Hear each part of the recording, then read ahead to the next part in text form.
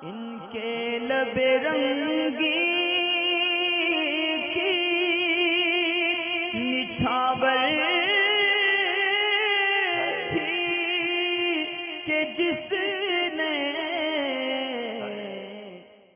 अच्छा, वसीम रिजवी के ताल्लुक़ से सवाल है कि 26 आयतों के जो निकालने का तज़किरा किया है उसने कि ये आयतें जो है ना कुरान पाक में बाद में ऐड की गई हैं सहाबा खलीफा के ज़रिए से और इनको हटा दिया जाए, जो याचिका दायर हुई है। असल में बात ये है कि खुदा जब दीन लेता है तो अक्लें छीन लेता है।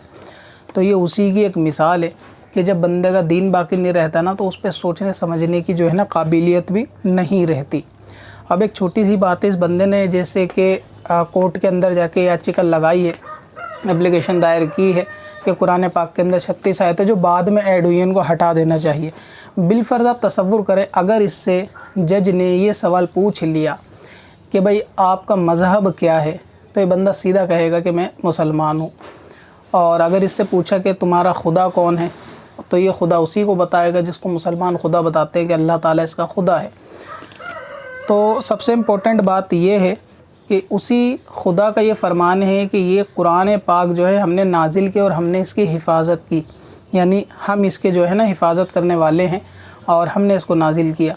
तो अब सबसे बड़ा सवाल ये आता है कि बिलफ़र्ज़ अगर इससे पूछा जाए कि भाई जिसको तुम खुदा मान रहे हो उस खुदा का तो फ़रमान ये है कि ये कुरान पाक की हम हिफाजत करने वाले हैं और हमने इसको नाजिल किया, यानी इसके अंदर कोई दाएँ बाएँ ऊपर नीचे से भी एंट्री नहीं कर सकता कुरान पाक और इसकी आयतों में।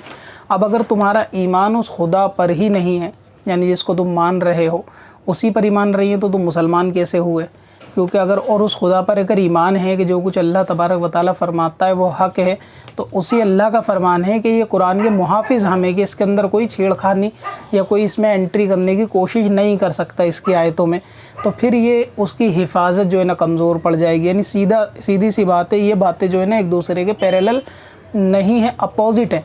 अगर कोई दावा करता है कि जी मैं खुदा को मानता हूँ लेकिन कुरान को मुकम्मल नहीं मानता, तो इनडायरेक्टली वो खुदा का इनकार कर रहा है, क्योंकि खुदा का तो कहना यही है कि ये हमने इसको नाजिल किया और हम इसके मुहाफ़िज़ हैं।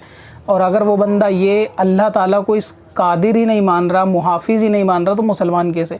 दूसरी बात ये है कि जब भाई वो मुसलमान बचा ही नहीं बंदा, अल्लाह तबारक व तआला के फ़रमान को हक़ ही नहीं जान रहा कि अल्लाह ताला ने इसकी हिफाजत की है, वो इस बात को हक़ नहीं जान रहा, और जब मुसलमान बचे ही नहीं तो फिर उसका वास्ता ही क्या कि कुरान में 26 आयतें ज़्यादा हों या 38 आयतें ज़्यादा हों।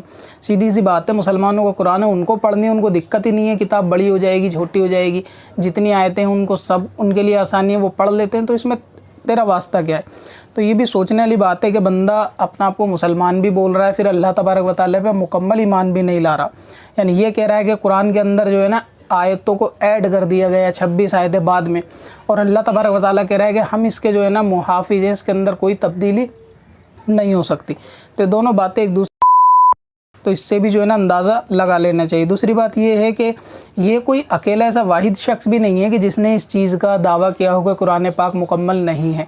ये तो सुन्नी उलमा जो है ना आपको शुरू से ये चीज़ बताते हुए आए हैं कि ऐसे अलग अलग बद्दीन बदमज़हबों के फ़िरके हैं जिनके ख़यालात इस तरीके के हैं। तो ये कोई वाहिद शख्स नहीं है जिसने ऐसा दावा किया।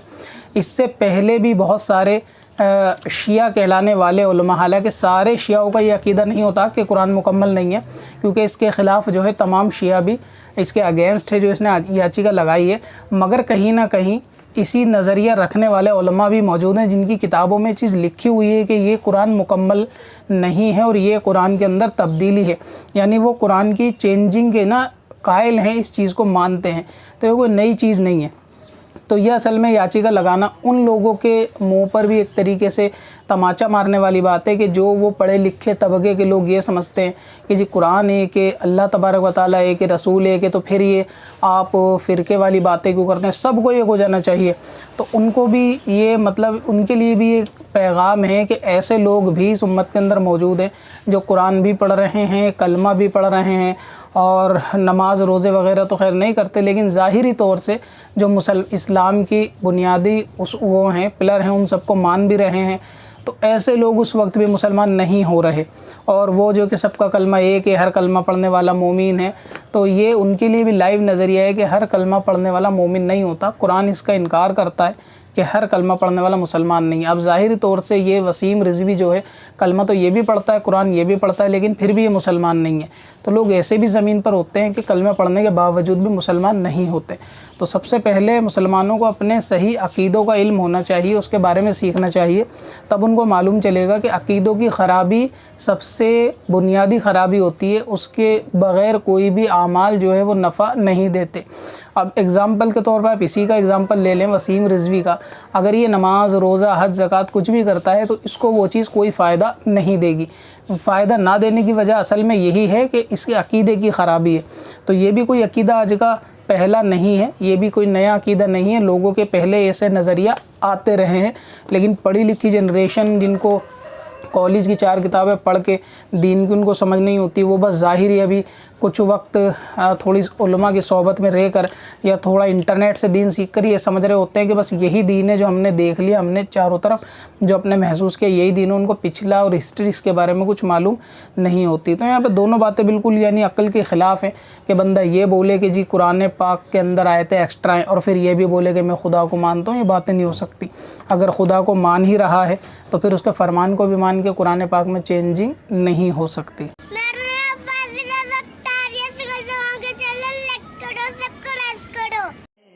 पत्थर में असल लाले पुरनवार